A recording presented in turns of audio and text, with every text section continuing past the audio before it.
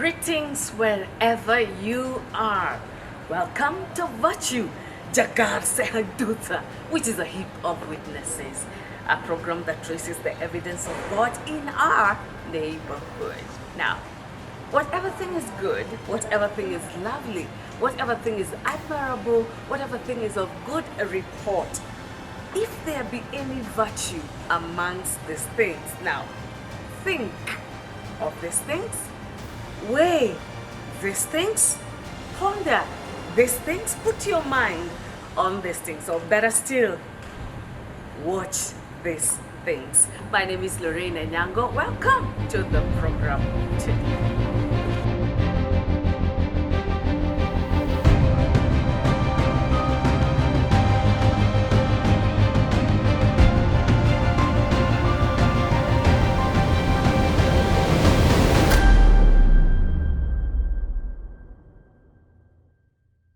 The best moment mom could always interact with me was time for war.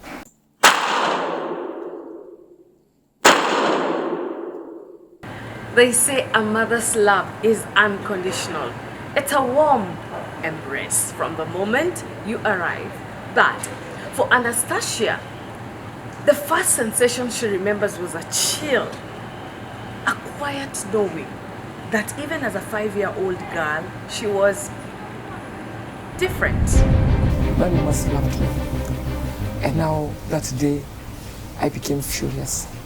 And I started telling Mama, Mom, why are you doing this to me? Because I came into the realization that you don't love me, you don't defend me. When you're buying clothes for the rest, you don't buy it for me.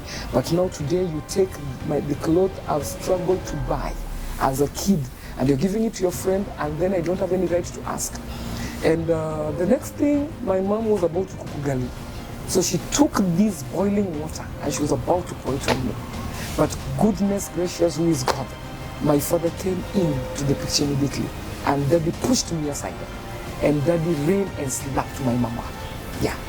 So then, Mommy spoke and said something that I heard personally. Stop defending her. She's not your daughter. I was like, what? And Daddy came and took me away and told me, don't listen to anything that she said. But the words were echoing in me. This is somebody I knew has been my father for the best time of my life. But that day I had that. Then I came into realization why most of the things could always happen, and he's quiet. And he would always come and consult me when Mama is not around. So that is the beginning of war between me and my mom. Meals, usually a time for the family, became a public display of this difference. Mommy could put food down, and we could share a plate of ugali. But later on she could come and tell me, you've eaten enough. You need just to stand up and leave the rest for your siblings. So I could stand up whether I'm full or not. I know that the ugali was kidogo no. Her mother's words, a constant low hum of her rejection, and the scolding for mistakes she didn't make, the presumed mistakes, the thorough beatings. It was as if she existed solely to be disciplined. By secondary school, her hatred was no longer a secret whisper. It was a loud, undeniable shout. Transport money was withheld, leaving her to walk through Nairobi's cold, often torrential rains. Being late meant punishment at school, but sometimes in the cold, she welcomed it. It was a chance to stand under a roof to dry herself, to feel the brief warmth of being inside. So I was taken in a school at Buruburu Phase 5, where I had to commute with 2 matatus. I had to come from my home, and then I was to alight at Ring Road. Then I was to take another matatu heading to Buruburu Phase 5. But most of the times I was given one-way fare, which was in the morning. But in the evening, I was to come home footing or another halfway fare. Then I come, most of the times I was rent on. I can remember one day I trekked, when I reached Buruburu Phase 2, my deskmate was living there. Then she had 2 umbrellas at home. So she told me, let me get you one umbrella. But when I reached at school, I was scolded. by the teacher on duty. And the teacher was like, this is so weird. You are an umbrella, but you're so wet. So what was why did you have that umbrella? And now, each and every day in school, this was my norm. I could always get to school late every day, and every day I was being punished. So I enjoyed the punishment in school because mara mingi hapo mali nafungwa nipige magoti after nishaokota takataka ama nimeosha choo or whatever punishment I've given. I'll dry there. So I was always going to my punishment to dry my uniform there. And in this line of being rained on from primary level, I developed chronic pneumonia. Then it reached a point I couldn't be breathing well. I can remember there's a time I got an attack back at home. I couldn't breathe. I was struggling with breath. I was nilikuwa nimefungana, nilikuwa nimebanwa kabisa. And I was there sleeping. I can remember mom came home very furious, and she slapped me and told me she knows I'm pretending. And I told mom, I can't breathe. I can't even stand. Kitu imenishika mgongo, kitu imenishika kifua. I'm struggling to breathe, and it was so realistic that she was seeing it. And mom told me, once I'm done pretending there, I wake up. Until my father came, and he found me in that state. And this brought war. The thing that was adding salt to injury was because now my case brought separation in my family between my father and my mom. Every time there was war, what mommy was doing never pleased this man. And this man stood in to defend me, to show me. And every day he was reminded, mimi si mtoto wake. So it brought a separation. It brought a barrier between a couple that had married each other, loving each other. So he came in and he was like, you want to kill this girl? Is that your mission? Then why did you not kill her at Sadbat? Yeah. This girl, anaumia. You're here saying she's pretending. Then daddy took me and took me to the doctor. Akapata niko na chronic pneumonia. And I was set into medication. But now the medication could not help me because again, I was to be rained on with the weather in Nairobi. Every day my sweater is cold. The unwelcoming walls of home pushed her into desperate arms.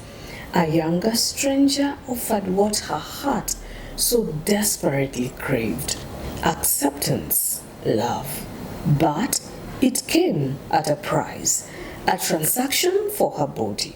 I got into a relationship with somebody who was almost 12 years older than me. So because he could show me that love and give me gifts and be there for me, I thought I found a friend. And that is how I got to lose my virginity to him. And that is how now I became that spoilt girl. Because now I only thought that he was the only shoulder to lean on for me. I only thought that he was the only friend I had. When the guy came into the picture, that was the first time I experienced love. A few coins enough to fill the yawning gaps that her parents, through their relentless rejection, had left.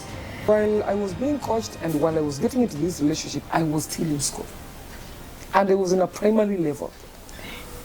I was in class 8 at the 13 years. But now I had to find somebody to talk to because I was dying inside. Yes. I even thought of suicide. I thought of running away from home. I thought of running to the streets. Nikapata ugonjwa wa STD.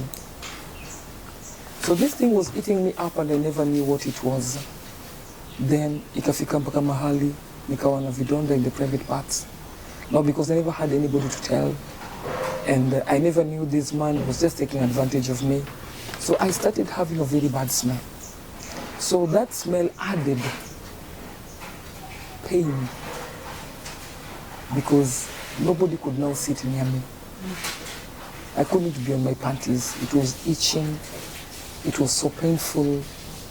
And there I was. Now I became this man's puppet.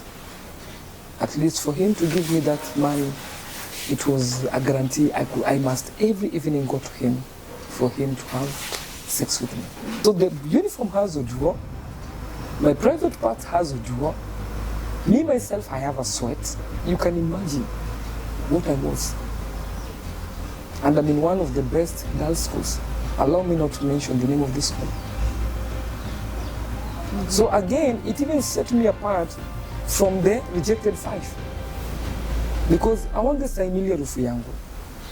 And nobody knew what was happening. I was so young, I never knew what STD was. I never knew.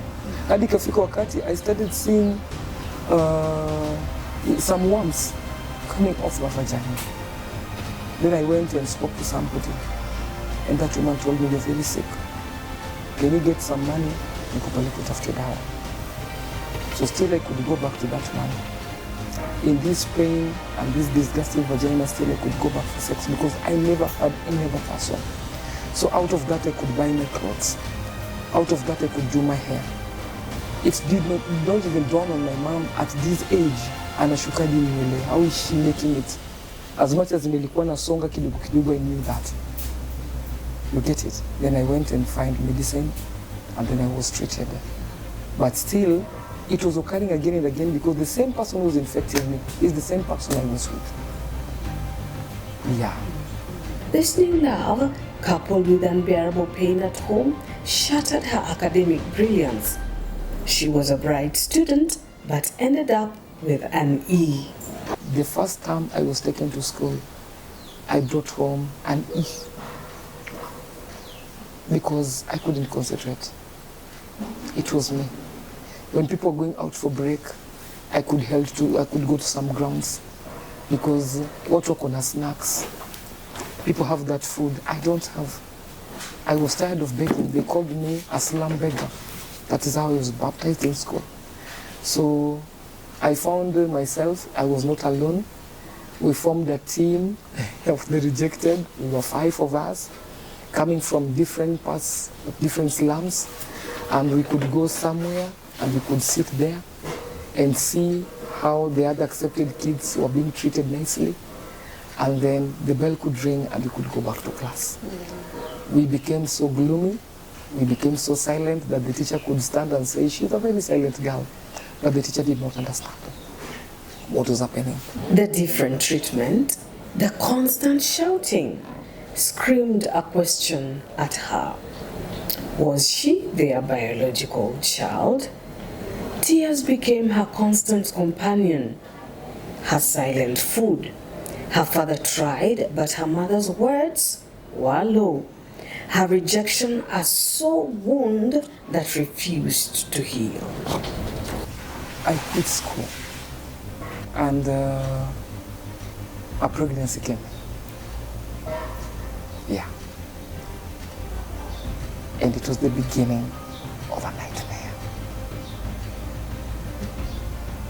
So painful. The man who got me pregnant was arrested. I never knew who he was all this while. I never knew where he was getting me money all this while. But when he was arrested, I came to the realization that he was a robber. I am here, I'm pregnant, and he's there arrested, being accused of robbery with violence. My nightmare came in front of my eyes. I saw darkness during the day. I was now left with no one. I'm torn between, should I get an abortion? I'm torn between, should I run away? And now the question is, what if you're both and die? And the other question is, where will you run to? I chose to stay back at home. It was a war-zone field. I was used to it. I decided then, let them kill me with my baby. I have no other option. I was a brilliant girl. Daddy every day could tell me, Mama, I see a professor in you. But deep inside, there was no dream in me. There was no ambition in me. There was no desire in me. And above all, there was no long life in me. When I heard people crying and mourning of their beloved, I asked myself, why was it not I who had died? why she or why he? Because they did not deserve to die. They got everything they wanted.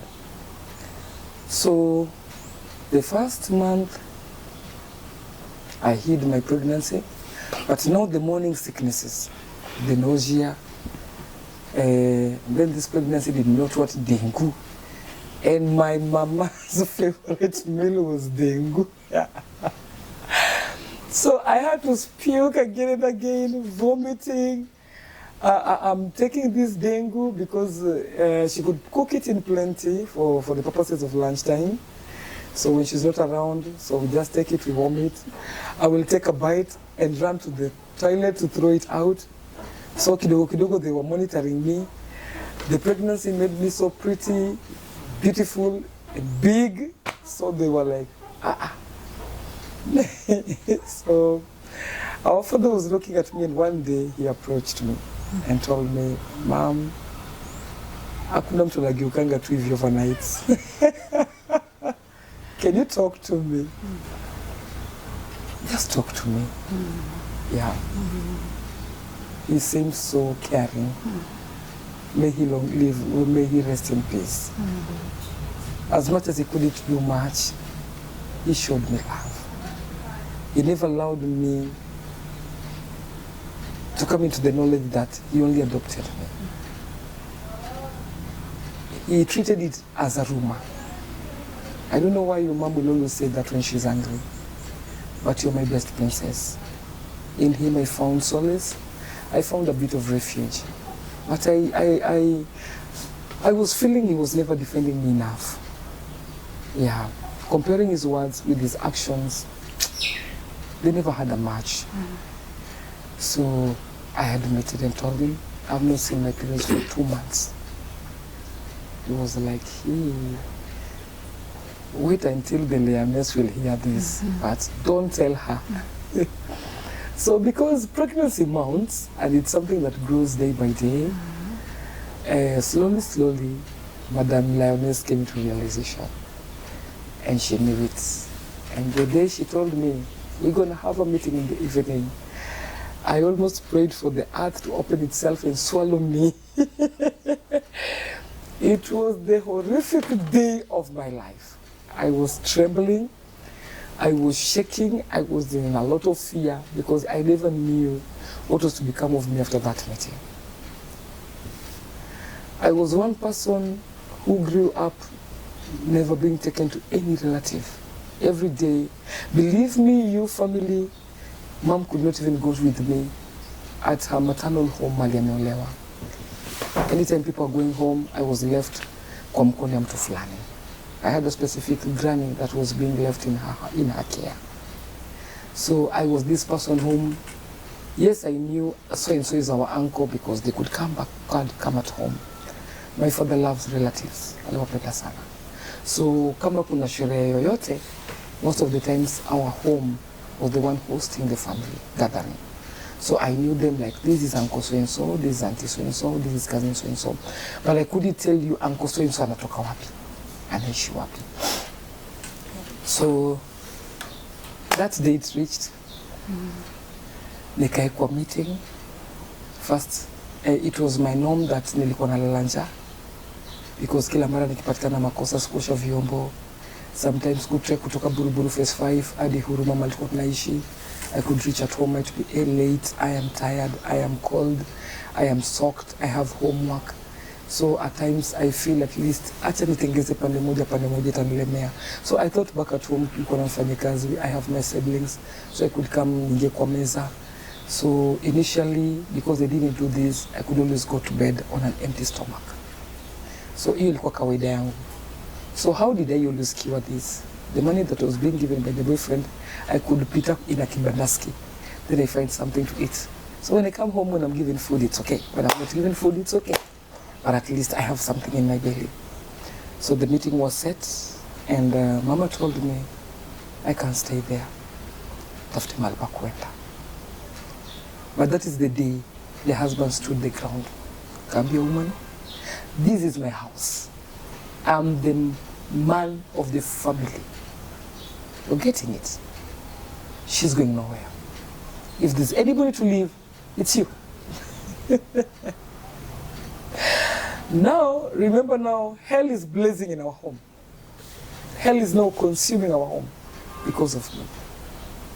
Mom is blaming me for the peace she doesn't have with the husband. Rumor came out in the area where I was staying that I'm snatching the husband of my mom. Nanyang'anya mama yangu bwana. And now the community knew I was pregnant, and they pinned the pregnancy on my father. I started sleeping on the veranda. Yes, mom never wanted to see me. So during the day, akiwa ameenda kazi, the housemaid could bring me home, give me food, ningeoga. Once she reaches home, I could randa loiter outside. So at night, our maid angekuja fungue gate, so I could come na nitabiki kwa veranda, close the gates. So I have a gunia there, natandika pale, and I sleep there. So one day, a neighbor came out. He was a man and found me there. And he was like, "Excuse me, what are you doing there with your condition and why?" It became a norm that I never answered using words. I always answered using tears. I lacked words anymore to express my pain. So he passed me and went to the toilet. I never knew the wife had gone home because I rarely related with anybody. I was living in my dark world, my silent world. So he told me, "Come inside. It is too cold for you outside there, sleeping down on a veranda, na hii baridi." Remember, sikuwa na kitu ya kujifunika. It was just the jacket I was putting on, the trousers I was wearing, and with that, socks I was on with them. Then I could use my bag as a pillow, so I can get inside. So during this conversation at night, my mom heard my voice. You can hear how I have a very beautiful voice. So she knew very well it was me. I don't know how she came to know that the neighbor hosted me. But the next day, my mom was screaming, "You've gone beyond your father. You now want to snatch the neighbor's husband." For the sake of reputation and peace, the neighbor could not help me again. So that day, Mama made sure she's the one who locked the gate with the padlock. I sat outside the gates until 12 to 1 at night, heavily pregnant. And then there was a lady. She was a prostitute. I never knew she was a prostitute because during the day she was just so decent. So that night, she came from her work. God can use so many ways to save somebody. And then she saw me at the gates, drunk and stammering. She was like, "Excuse me? What are you doing outside? Nights are meant for very few. We, the prostitutes, the thief, the police, the mchawi, and the watchman. In this category, who are you?" So she was just so disgusting because yeye akokuwa raha zake, mimi I'm in a dilemma, you see. So I told her, "I'm none of that." What? She was drunk. She repeated her statement. I said nights are meant for we, the prostitutes, the wachawi, the police, the thief, and the watchman. Who are you? And what are you doing outside? If you're not one of them, then who are you? Then she drew close. And as usual, I've said, I never spoke much. I started crying. She was like, "You're crying? Why? And why are you outside?" So I told her, "I don't have a home. Sina mahali pa kuenda. I got pregnant and my mom has chased me. Baby daddy's in prison. So I don't have anywhere to go. So I've been sleeping at the veranda, but today the gates have been locked." And she told me, "You have somewhere to go." Nikamuuliza wapi? Kaniambia my house. Anytime I go out from Rando to do my job, I'm a prostitute, I leave my house with nobody to take care of it. So you can take care of my house. You can be coming every night and sleeping in my house. So I'm sure when I'm outside there, my house is safe. Because all this while, it's God who has been protecting my house. So I went with her to her house. And that night, I had a very beautiful, warm night. I went there severally. I don't know what happened. She just told me, don't come again. Now, behind the scene, my mom alitafuta familia ya baby daddy and told them to take the responsibility. And she asked where the baby daddy was because I never disclosed that to her. Then she came to realization that baby daddy was behind bars and he was being accused of robbery with violence. And now she got a new story and a new accusation. I can't live with a bastard, carrying a bastard and a wife to a criminal. So that rumor went viral and nobody now would accept me. Yeah. Because birds of the same feather flock together. So if my baby daddy was a robber, then I was a robber too. So people shouldn't trust me. So I came into the understanding of why that lady told me, calmly, just go. Then I decided to go where the baby daddy was living. And the brother told me, just live in that house. We will pay. So I was in that house. And at that tender age, nikaanza kujifundisha kutafuta kazi na vibarua. Then it wasn't easy. As the pregnancy was growing, the stress and the depression, I became so weary. The baby's life was in danger. Chances of miscarriage were too much as per the antenatal report. I was weak. I couldn't get the good diet I was supposed to get. Then I embarked in a mission of finding where maternal home was. So my daddy could always nitafuta. And akaniambia, we shared this, and she came and shared with Mama. And told Mama, what you don't want of her is her presence. Why don't you take her home to your mother? Your mom is still alive, and she's alone at home. Why don't we take her home to your mother? Believe you me, until I grew to this stage, I'd never seen my granny, none of them, not from my father's side or my mother's side. Because I told you earlier, they never went home with me. And very early in the morning, I was taken at Machakos, and I got Pandishwa Bukinya. And I was given, nowadays we call it location. So I was given the location, and the driver was given a location. Believe me, you are taken to a journey that you've never gone before. Hiyo time hakuna simu. So the amount that I was given as a pocket money was 50 shillings. So those days 50 shillings was quite a good amount. And it's Daddy who took me to the bus station. He hugged me. I can remember he dropped tears. Told me, Mama, this is the best I can do for you. For the sake of everyone. I'm sending you into a mission I don't know. But deep inside, I'm grieving as a parent, but there's nothing much I can do.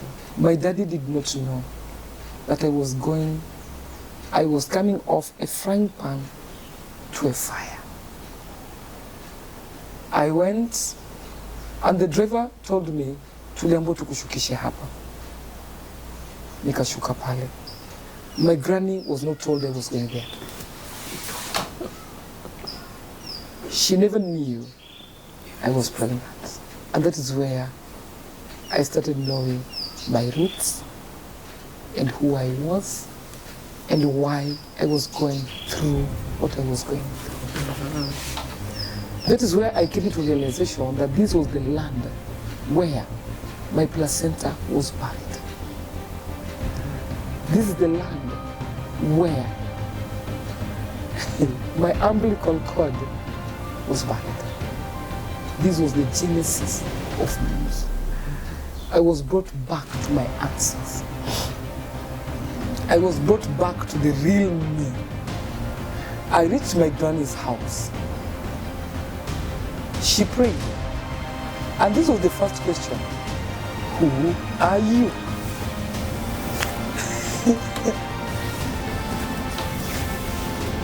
Yeah. Yeah. And what do you want here?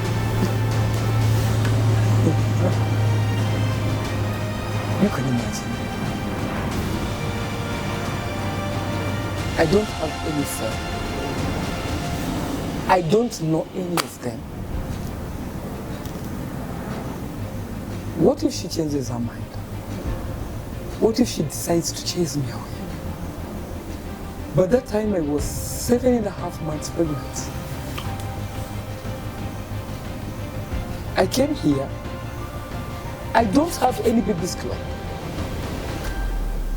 Since I traveled here, I never saw any shop around. I never saw a market. Some things dawned on me. That very moment she asked me, who are you? I stood there. Instead of thinking how I should introduce myself to her, I was like, what if labor pains comes right now? What becomes of me? It was Granny and Granny alone in that boma. There was nobody else. My granny was so old that macho yake ilikuwa inajifunga. She was walking on a stick. Hey, I told her, I'm the daughter of your daughter Eunice. She started touching me. But why do you have a bump?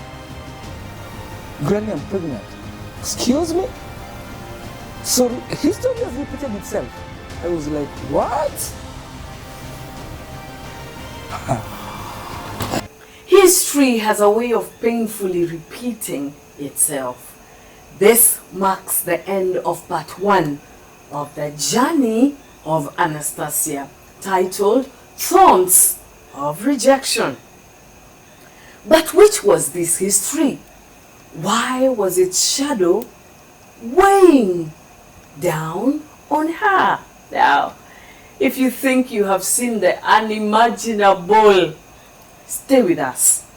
The second part of this journey is one mad with intense sorrow, repeated loss of children, 1 up to 5, and the horrific experience of bearing all of them by herself alone. But this is not a story that ends in the grave. It is one that finds its way to healing. If you are walking down the path of rejection, you are not alone. There is always a way out of the thorns. I invite you to pray with me. Our Heavenly Father, we call you Father. Thank you for my viewer today. Thank you because of your plan and your purpose. The Bible says they are many, but all of them are good. And one of your purpose is that we have been accepted in the family of the beloved. And so for those of us struggling, having challenges with rejection that has repeated itself, I pray that, Lord, would you embrace them and would your Spirit minister to them that they are accepted in the family of the beloved. They are no longer a castaway. They are accepted by you. Surround them with communities that would love them and share this love and this acceptance with them. That God, that which has seemed so difficult for them to come out, they will realize rejection is no more and acceptance is now. I pray for those that have not given their lives to you, that today they will receive you, the Father of all lights. and that this would be the end of rejection in Jesus' name. Amen. Amen. You're most welcome to write to us. We want to hold your hand and walk with you in this journey from rejection to acceptance. Find our address on the screen today. Let's talk. Let's communicate. Now, the program does not have to end when we come to the end. Follow us on all our social media spaces. We are on Facebook. We are on LinkedIn. We are on YouTube as well as TikTok. May our good Lord bless you and surround you with acceptance. Have a moment, not just a moment, but have moments where you experience and enjoy the acceptance of our Heavenly Father. God keep you. God watch over you. My name is Lorraine. Shalom.